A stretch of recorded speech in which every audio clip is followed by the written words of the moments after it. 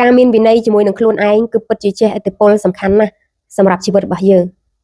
ពេលណាដែលយើងរស់នៅអត់សូវមានវិន័យជាមួយនឹងខ្លួនឯងអ្នកទាំងអស់គ្នានឹងរស់នៅពីមួយថ្ងៃទៅមួយថ្ងៃអត់ដឹងថាខ្លួនឯងគួរធ្វើអ្វីអត់ដឹងពីគោលដៅរបស់ខ្លួនឯងអត់ដឹងថាចំណង់ចំណូលចិត្តរបស់ខ្លួនឯងគឺជាអ្វីអត់ដឹងថាក្តីសម័យរបស់ខ្លួនឯងគឺជាអីបើសិនជាអ្នកទាំងអស់គ្នាផ្លាស់ប្ដូរទម្លាប់ខ្ញុំជឿថាជីវិតអ្នកទាំងអស់គ្នានឹងល្អប្រសើរជាងនឹងផ្លាស់ប្ដូរទៅទម្លាប់អ្វីដែលល្អ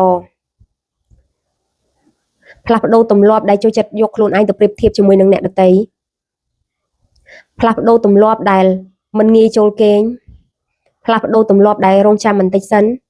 ផ្លាស់ប្ដូរទម្លាប់ដែលមិនល្អជាច្រើនដែលយើងធ្វើប្រចាំថ្ងៃ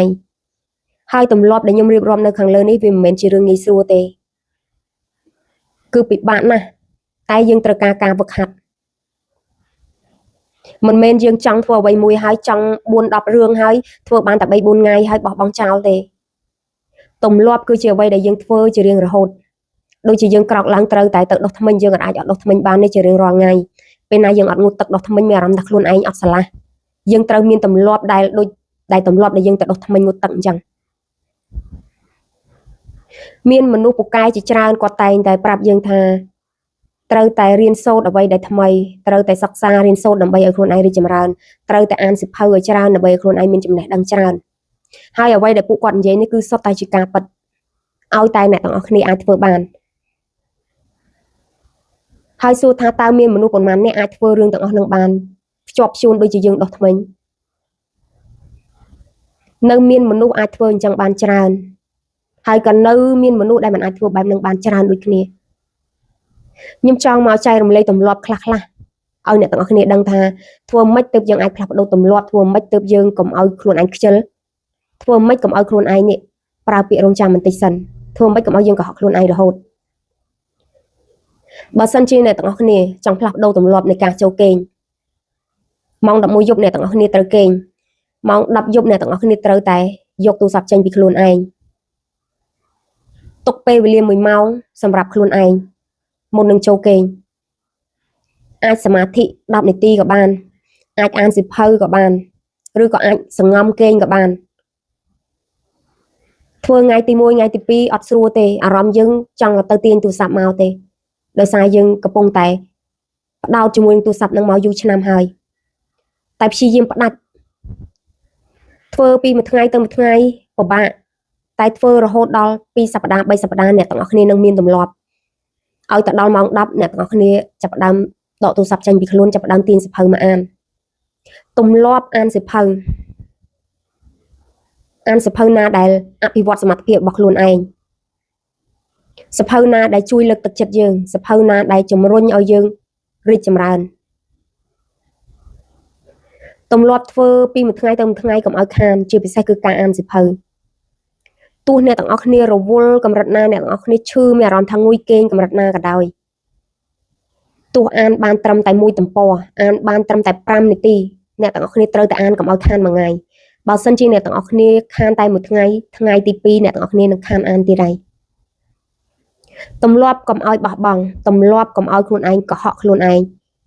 អូថ្ងៃនេះខ្ញុំទៅបោកកៅអៅចាំតិចសិនណាដូចមើលចូល TikTok មើល15នាទីសិនតែពេលចូលមើលមិន15នាទីកន្លះម៉ោង1ម៉ោងអាចឈានទៅដល់2ម៉ោងមើលហើយ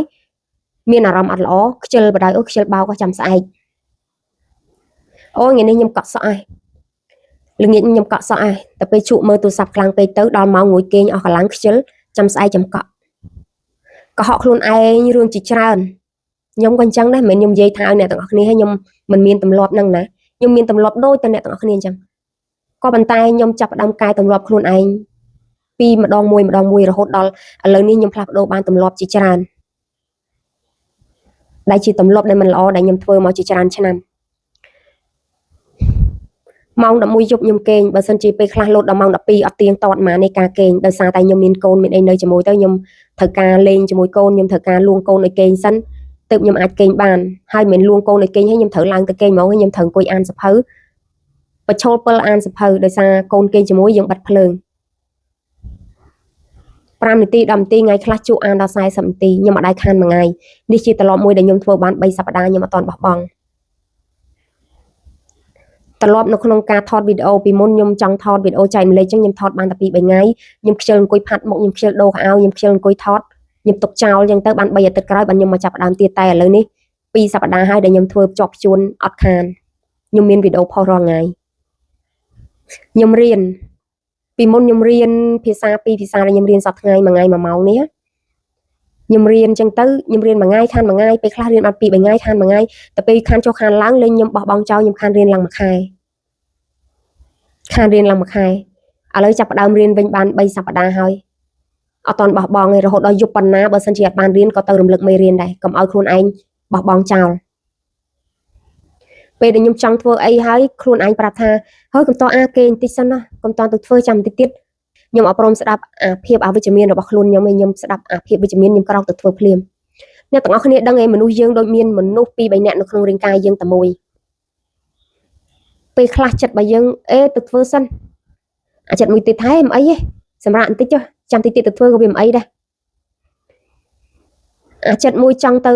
ដូចចាប់ផ្ដើមចង់ធ្វើអានេះណាដូចធ្វើទៅដូចល្អសម្រាប់ខ្លួនឯងហើយមិនបាច់ធ្វើអីទេវាមិនកើតអីទេនិយាយទៅគឺចិត្តមនុស្សយើងនៅឆ្លុះគ្នានៅបកាយគ្នានៅតវ៉ាមួយគ្នាជាពិសេសអាភាពអវិជ្ជមានចិត្តអវិជ្ជមានរបស់យើងនេះតាមតែរារាំងភាពជោគជ័យរបស់យើងតាមតែរារាំងភាពរីកចម្រើនរបស់យើងទេហើយមនុស្សយើងសប្តាហ៍នេះឲ្យអាភាពអវិជ្ជមានធំជាងភាពវិជ្ជមានឯងតែស្ដាប់អវិជ្ជមានរហូតអាវិជ្ជមាននឹងប្រាប់ឲ្យខ្ជិលតាមអានឹងប្រាប់ថាឲ្យកុំតាមអានឹងប្រាប់ថាមិនបាច់តាមវិជ្ជមាននឹងខ្លាំងមែនទែនយកឈ្នះភាពអវិជ្ជមានឲ្យបានអ្នកទាំងអស់គ្នាយកឈ្នះបានអ្នកទាំងអស់គ្នានឹងអាចផ្លាស់ប្ដូរទម្លាប់ខ្លួនឯងបានច្រើនហើយជីវិតអ្នកទាំងអស់គ្នាចាំមើលថាខ្លួនឯងរីកចម្រើនខ្លួនឯងល្អប្រសើរខ្លួនឯងមាន idea ថ្មីចង់ចាប់ផ្ដើមសិក្សាអ្វីដែលថ្មីចង់ចាប់ផ្ដើមធ្វើអ្វីដែលថ្មីសម្រាប់ខ្លួនឯងគ្មានអ្វីបានមកដោយងាយស្រួលទេត្រូវវឹកហាត់ខ្លួនឯងសូម្បីតែការរស់នៅក៏ត្រូវវឹកហាត់ខ្លួនឯងដែរអ្នកទាំងអស់គ្នាគិតមើលវឹកហាត់មិនវឹកហាត់អាភាពខ្ជិលរបស់ខ្លួនឯងអាភាពកុហកខ្លួនឯងអាភាពចាំបន្តិចសិនវឹកហាត់អានឹងឲ្យតែឈ្នះមិនបាច់ចង់ទៅឈ្នះណាណាទេដូចគេនិយាយទ្រឹស្ដីតែជាការពិតកុំចង់ទៅយកឈ្នះណាណាឈ្នះខ្លួនឯងឲ្យបានសិនឈ្នះខ្លួនឯងអត់បានយើងទៅឈ្នះណាណាក្រៅតែពីការជឿចាប់ទៅមើលគេហើយអ្នកខ្លះចំណែនគេទៅអ្នកខ្លះដេកអន់ចិត្តជាមួយខ្លួនឯងទៅគ្មាននរណាគេមកជួយយើងបានទេពេលយើងជួបទុក្ខលំបាកកុំសូវតែមើលជីវិតគេពេកកុំសូវតែប្រៀបធៀបមួយគេពេកយើងដកអាការប្រៀបធៀបខ្លួនឯងជាមួយអ្នកដទៃចេញបានណាអ្នកទាំងអស់គ្នានឹងរកក្តីសុខឲ្យខ្លួនឯងបានច្រើនមនុស្សយើងសពថ្ងៃអត់សូវមានក្តីសុខដោយសារតែមើលជីវិតគេច្រើនពេកយកខ្លួនឯងទៅប្រៀបធៀបជាមួយអ្នកដទៃច្រើនពេកមើលពីជីវិតគេរហូតដល់ភ្លេចគិតពីជីវិតខ្លួនឯងថាខ្លួនឯងឥឡូវនេះកំពុងស្ថិតនៅដំណាក់កាលណាហើយតែចិត្តរបស់ខ្លួនឯងនេះកំពុងតែធ្លាក់ដល់ណាហើយរាងកាយរបស់យើងទ្រុឌទ្រោមដល់ណាហើយរូបសម្រស់របស់យើងនេះធ្លាក់ដល់ណាហើយមនុស្សពេលណាដែលយកខ្លួនឯងប្រៀបជាមួយអ្នកដទៃពេលណាដែលទៅមើលជីវិតអ្នកដទៃខ្លាំងពេកបោះបង់ខ្លួនឯងចោលតាំងពីរូបសម្បត្តិតាំងពីផ្លូវចិត្តអ្នកទាំងអស់គ្នាមិនល្អអ្នកទាំងអស់គ្នារស់នៅដូចអ្នកជំងឺអញ្ចឹងស្បែកស្អាប់អត់មានការតុបតែងខ្លួនអត់បានមើលថែខ្លួនឯងបើនិយាយតាមហុងស៊ុយស្បែកស្អាប់មុខស្អាប់នេះគឺមនុស្សអត់ហុងស៊ុយហ្មងបានអីមានហុងស៊ុយបើដេកមើលតែជីវិតគេបានអីឲ្យខ្លួនឯងរីកចម្រើនអត់ហុងស៊ុយនឹងមានន័យថាមនុស្សអត់រីកចម្រើនមនុស្សអត់មានក្តីសុខរកក្តីសុខឲ្យខ្លួនឯងឲ្យច្រើនក្តីសុខរបស់យើងគ្មាននរណាឲ្យយើងបានក្រៅពីខ្លួនយើងទេការដែលខ្ញុំចែករំលែកនេះគ្រាន់តែជាអ្វីខ្លះដែលខ្ញុំធ្វើឲ្យខ្ញុំទទួលបានសមិទ្ធផលអ្នកទាំងអស់គ្នាធ្វើបែបហ្នឹងវាមិនមែនជារឿងងាយស្រួលតែក៏ចាប់ផ្ដើមបើអ្នកទាំងអស់គ្នាមិនចាប់ផ្ដើមនៅពេលនេះមិនដឹងថាពេលណាអ្នកទាំងអស់គ្នាចាប់ផ្ដើមបានទេការផ្លាស់ប្ដូរទម្លាប់សំខាន់ណាស់ជះឥទ្ធិពលដល់ជីវិតរស់នៅរបស់យើងអ្នកទាំងអស់គ្នាមានទម្លាប់ដែលល្អច្រើនអ្នកទាំងអស់គ្នានឹងមានជីវិតដែលល្អប្រសើរច្រើនទោះយើងមិនទាន់មានបានតែក្រុមគ្រួសារយើងក៏មានសេចក្តីសុខតែជីវិតរបស់យើងក៏មានសេចក្តីសុខផ្លូវចិត្តរបស់យើងក៏មានសេចក្តីសុខពេលណាដែលអ្នកទាំងអស់គ្នាមានសេចក្តីសុខអ្នកទាំងអស់គ្នានឹងមានផ្លូវសម្រាប់ឲ្យខ្លួនឯងដើរទៅរកគោលដៅរបស់ខ្លួនឯងហើយអញ្ចឹងណាហើយថ្ងៃនេះខ្ញុំមានប៉ុណ្្នឹងឯងក៏សង្ឃឹមថាការចែករំលែករបស់ខ្ញុំខ្លះនេះអ្នកទាំងអស់គ្នាស្ដាប់ហើយក៏យល់ហើយក៏អ្វីដែលអាចធ្វើបានក៏ធ្វើតាមនឹងទៅមិនមែនជារឿងដែលពិបាកដល់ថ្នាក់យើងធ្វើអត់បានទេអញ្ចឹងណាបើខ្ញុំធ្វើបានគេធ្វើបានអ្នកទាំងអស់គ្នាក៏អាចធ្វើបានដែរហើយខ្ញុំក៏សង្ឃឹមថាយើងចាប់ផ្ដើមទៅជាមួយគ្នារួមដំណើរទៅជាមួយគ្នាអភិវឌ្ឍសមត្ថភាពរបស់ខ្លួនឯងជាមួយគ្នាហើយក៏មើលថែផ្លូវចិត្តខ្លួនឯងល្អស្រឡាញ់ខ្លួនឯងច្រើន